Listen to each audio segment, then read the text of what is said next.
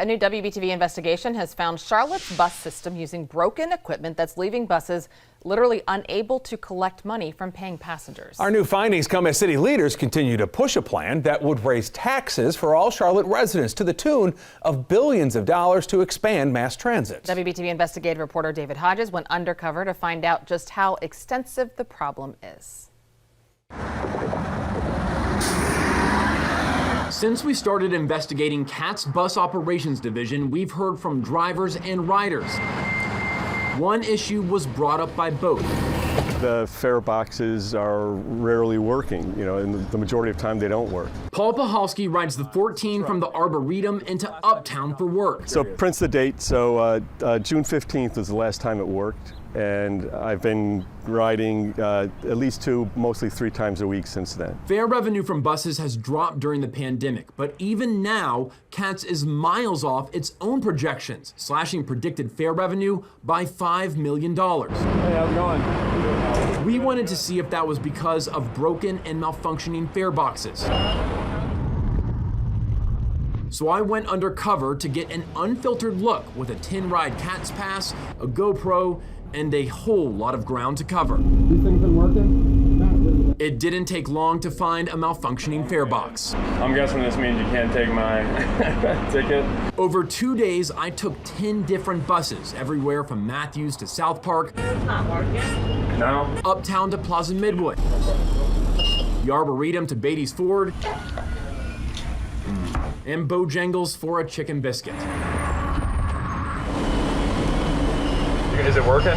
No, this is 5 out of 10 fare boxes were out of order or malfunctioning. Did you say it's not working? Yeah, it's not working. Okay. Even some of the ones that worked took extra effort. That's all right. I'm not going to complain about it. At the Charlotte Transit Center, I found several buses waiting for departure with fare boxes clearly not working and taped over. Maintenance is an ongoing issue for us, as in many industries. Supply chain is a challenge. Before my bus tour, I interviewed CAT CEO John Lewis and asked about how many broken fare boxes there were. I can get you, I don't know offhand how many fare boxes we have a problem with. CAT still has not provided us with that number. That isn't a reason to keep a bus from being on the street. No, of course not. You have to provide the service. My question, though, is about revenue. Can CATS afford to lose out on that revenue if the fare boxes aren't working? We're fine from a fare box standpoint.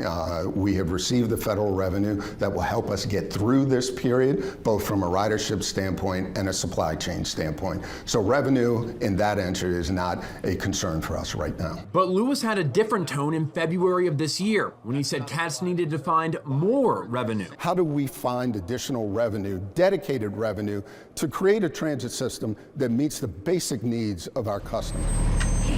The difference between the revenue from the sales tax and fares is comparing billions to millions, but in a system that can use every dollar for improvements, from bus stop shelters to broken fare boxes, it all counts. Work that time? No, it didn't work. Invalid? Not valid. Yeah. As Charlotte City buses sitting unused, not because of a lack of drivers, but because they're broken. Yeah, for months, WBTV has been investigating problems with Charlotte's bus system, including hundreds of buses just not showing up every day.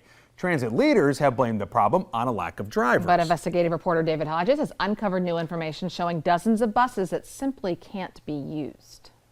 CATS has a fleet of 314 buses that cover 70 different routes, with multiple buses on any route at any given time. These buses are part of that fleet, but they're sitting idle. The rows of buses full, but broken down buses, I say about 100 buses. Louis Ruggieri worked on fixing CATS buses for 9 years until he left in July. He wasn't employed by the city. Instead, he worked for a private company called RATP Dev, hired by the city to operate the bus system. The management company ran it to the ground.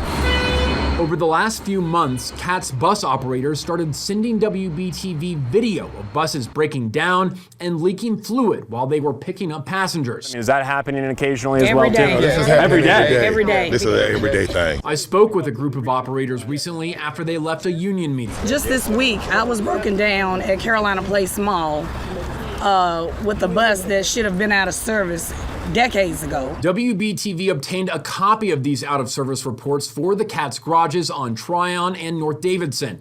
It shows 106 buses out of rotation for 1 day in July. That's 33% of the fleet. You don't even have enough equipment for us to drive. Raise your hand if you've had to wait for a bus because there's just too many broken. I had to wait almost 5 to 6 hours. 5 to 6 hours? Yes. Bus drivers just sit there waiting for a bus to come in. We'd fill it up and turn it back around and get it back outside on the road. But a lot of times, Ruggieri said he couldn't fix the bus because he didn't have the parts. And these logs showing AWP, awaiting parts, back him up. There were times that we had no oil filters, no wipers, no light bulbs, no batteries. Even shop equipment was broke down. The lifts were broken. We had maybe 5 lifts that were working. Ruggieri says the lack of parts didn't mean any less pressure to get the buses back on the road. They would take a part off of a bus in the lanes and put it on a bus that we have in the shop to fix it just to get it out. Were you ever concerned that there were repair issues that were not being addressed on buses that were going out of the garage? They want the buses turned around and then gone, send them out again, and we have no parts to do. I mean, if it was brakes, they take it off out of service. It doesn't matter. But some of the buses are just old and raggedy and just falling apart. I wouldn't put my family on one of them buses. Tonight, our investigation into Charlotte's broken bus system continues. David Hodges joins us in the studio after digging up safety records CATS and its hired police force didn't want to turn over, David. Yeah, when CATS CEO John Lewis told me there had been no safety incidents on city buses for months, I knew that didn't line up with what bus operators were telling me. So I started digging and found a huge disparity in the safety numbers CATS is reporting publicly versus what they know internally. In the interview with me, he said there have been no safety incidents since the last shooting. Oh my God, lies. So he forgot that a passenger was boarding my bus and dropped the gun early in the morning. These bus operators know firsthand the number of crimes reported on Charlotte buses. They've lived them. You have drugs, prostitution. So on any given day, honestly, for any drug users in Charlotte, come to the transit, you can get all the dope you want. We don't know exactly how many police reports are taken or arrests are made at the transit center because CAT's private police force run by Allied Universal has not given us the records we requested more than 1 month ago. But we did get this breakdown of incident numbers between April and August, and even that shows a different picture than what Lewis claimed. Over 5 months, there were 50 reported assaults and 10 assaults with a weapon. There were hundreds of other incidents involving drugs and theft. We also found court records detailing some of those incidents, including a bus operator who was assaulted at the CTC food court and a passenger who was stabbed. Even more of CAT's own data disputes Lewis' claim. The characterization that this bus system is unsafe because of 2 anomalies, I think is a mischaracterization. Breaking news. Breaking now, CATS CEO John Lewis is resigning. Good evening and thanks for joining us tonight at 6 o'clock. I'm Jamie Bull. And I'm Molly Grantham. We're glad you're here. His departure from the city of Charlotte comes after relentless reporting from our WBTV Investigates team into problems plaguing the city's bus system. WBTV Investigative Reporter David Hodges has been at the forefront reporting on these CATS issues, and he joins us now live in the studio with the latest on Lewis's resignation. David. Charlotte City Manager Marcus Jones announced John Lewis' resignation today. He said that it was Lewis' decision to leave, not his, but our continued reporting on issues with the bus system and Lewis' lack of oversight raised the pressure from city council members and leaders. Lewis' last day will be November 30th with the city. Just on Friday, WBTV broke news that CAT's chief operating officer was also resigning. With Lewis leaving, it's now a total shakeup of CAT's leadership. Lewis' resignation comes after months of WBTV investigations into the bus division. In February, we started reporting on buses not showing up for riders and found thousands of ghost buses passengers could not rely on. This summer, we revealed that a contractor was actually calling most of the shots at CAT's bus operations. And a dozen other investigations exposed problems with fare boxes, broken buses, and questionable hiring decision. And for months, Lewis was facing questions from city council members after our investigations continued to expose problems with the bus system that were impacting riders and drivers. And all too often, city leaders said they learned more from our reporting than they did from CAT's leadership and Lewis. I look to CAT's leadership team to address the safety concerns with a sense of urgency. He runs the bus system. It's his responsibility to make sure that the terms of the contract are being followed. I've been asking for multiple months, if not years almost, for answers, for proposed solutions, for transparency. It hasn't come. The results of a major study examining the leadership and reliability of the Charlotte area transit system. The report was commissioned after WBTV investigative reporter David Hodges exposed failures in Charlotte's bus system. David, a little surprised by the timing of this news release today from CATS, but he didn't let that dampen his holiday spirit. 'Twas 2 days before Christmas, and in my inbox, an email from CATS that caused quite a shock. A report I requested for several months steady on the morning of Festivus was suddenly ready. The report was ordered by Charlotte City Manager after my reporting on buses had caused quite a clamor. Do you feel like you can count on this bus? No. No. Just 10 minutes before this briefing transpired, CATS sent 40 pages of reading required. But as I read through it all, I had hesitation. Is this the report or just a presentation? Yeah, David, this is Liz. That is the assessment. That is the final product. But from this news briefing still came a surprise. CATS CFO Blanche Sherman resigned. But according to the city, that wasn't the report's creation. For the CFO to resign, I would imagine there would be a lot more information. No, I don't believe so. No, not in the organization's mind. Absolutely not. There was no cause and effect between this review or any of the reviews. What the assessment did say is there's need for a change. CATS leadership structure was likely to fray. Too many departments for one person to handle. The last CEO resigned from the mantle. Meanwhile, bus operators turned down the last contract proposed. For the company that employs them, is there still hope? The flaws we exposed were no laughing matter. By February 11th, will there be a new contractor? So I can tell you now that the answer to that is no. We will either be about to or just have posted a new request for proposals for the contract. As 2022 fades in the rearview mirror, is the future for CATS at all any clearer? Reporting in Charlotte, bringing news with a rhyme, I'm David Hodges, and I'm on your side. He always is. Only David. State inspectors pointed to a lack of maintenance as the cause of a Blue Line train car derailing last year. But a WBTV investigation found CATS budgeted the money to do the work. It just never got done. Why was this not done before? It was budgeted for, it's in the budget. I have no idea if that money was spent. What happened? I'll never know exactly why, but here's what I believe is I think there was miscommunication or lack of communication between the financial folks in CATS and the operations folks in CATS. And while the financial folks said, hey, this money's available, I don't know that that ever got communicated to ops to say, hey, proceed. There are things that are budgeted for that the money is never spent. How is that not a money issue to some extent? Our budget, we are meeting our financial targets, our requirements. Our budget is balanced. Instead of money problems, Cagle says the troubled agency has a culture problem. 3 top executives recently left, but the city won't say why. How is that accountability if there's not a reckoning of what happened at CATS? So obviously accountability is important. I've said that, I believe that. There are legal requirements about what I can say and what I cannot, and I'm just not at liberty to discuss personnel matters. Even with the recent executive departures, there are still top CATS leaders on the job that WBTV has raised questions about, including the head of the light rail, who records show left a previous job in Washington, D.C.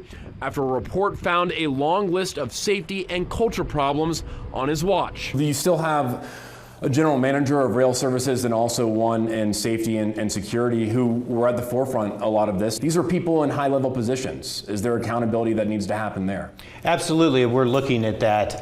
Again, we are trying to understand everything that's brought us to where we are, develop a plan for moving forward, and that doesn't stop at the COO, it doesn't stop at the rail general manager, it doesn't stop at the safety security officer. Given the shape that CATS is in right now and what you're working to undo, is it honest to the voters to move forward on trying to push this transit plan and a once-in sales tax before these issues are fixed? Well, so let me say this. I think that mobility, transit, and transportation in the region is absolutely important. And my focus today is on great service today. New at 6 o'clock, Charlotte City Council expected to take action to improve the city's transit system, including addressing problems uncovered in a years-long WBTV investigation. Investigative reporter David Hodges first uncovered a string of problems with CATS buses. More recently, he's been digging into how Blue Line trains went off the rails. David, it sounds like this action should help improve how tax dollars are spent and improve reliability. The focus of almost all attention on CATS recently has been about a train car derailment from last year and how management's failure to perform necessary maintenance on the light rail vehicles is labeled as the cause. Monday, council members will vote on a $30 million contract with the train manufacturer to start that truck overhaul maintenance. But that's just one of several items addressing problems I've been reporting on over the last year. One of the bigger contracts is for transit security services. Our reporting found dozens of assaults, robberies, larcenies, unmanned security stations at transit hubs. When I interviewed former CATS CEO John Lewis about safety concerns from riders and operators, he said this. The characterization that this bus system is unsafe because of two anomalies, I think is a mischaracterization. Now CATS is at the finish line of a new contract for police services and unarmed guards with two different security companies. There's another contract that's much smaller but could have a huge impact on people waiting for the bus. I just got to add again really quick because I'm standing here with the sun literally beating down on me. Council is being asked to approve a $500,000 contract to install new bus shelters as well as repair and replace 300 existing ones. And let me tell you, standing in the rain or suffocating heat with no protection and when no bus shows up, it can ruin your week and often can cost someone a lot more than that if they have no other options. What is really going on at CATS? Are things actually improving at Charlotte's transit system? I asked that exact question of Cagle today, and it's a question that members of the Metropolitan Transit Commission are also asking. That commission is made up of mayors across Mecklenburg County, and they're starting to show their frustration, including that WBT viewers like you at home watching right now are getting the latest news about CATS even before they do. At the Metropolitan Transit Commission meeting Wednesday, Davidson Mayor Rusty Knox read a carefully crafted statement that conveyed one clear message: frustration. Just yesterday, as I was getting ready for my town board meeting, I found out via a news reporting app on my phone that the chief of rail operations had been placed on administrative leave. The mayor is talking about my report from Tuesday, breaking the news that CATS general manager of rail operations, Deltron Harris, was placed on paid administrative leave. I asked CATS interim CEO Brent Cagle about why Harris was placed on leave. I am not at liberty to discuss personnel or HR matters. Cagle has promised more transparency at CATS, but now Knox says the problems are more systemic. He claimed that mayors in Mecklenburg have no meaningful authority on the MTC that approves CATS budget and directs its policies. This can't be a funding mechanism for Charlotte. If we are to be partners in public transit, then we should be treated as such. Mayor Knox called for a new agreement between Charlotte and local towns to govern CATS or face failure in its bigger regional plans. But smaller problems still persist. Cagle also announced recent violations at CATS rail yard brought by state regulators. Maintenance to repair the problem that caused a May 2022 train car derailment will take 12 months to fix half the fleet. Add in a shooting, a stabbing, and more personnel holes to fill. Cagle and CATS have a plate full of problems. Do things need to keep getting worse before they get better at CATS? So that's a loaded question, David. I agree. So things are getting better at CATS. I have seen CATS make improvements. Sometimes that gets lost in these incidents. But but I am encouraged that CATS is moving forward.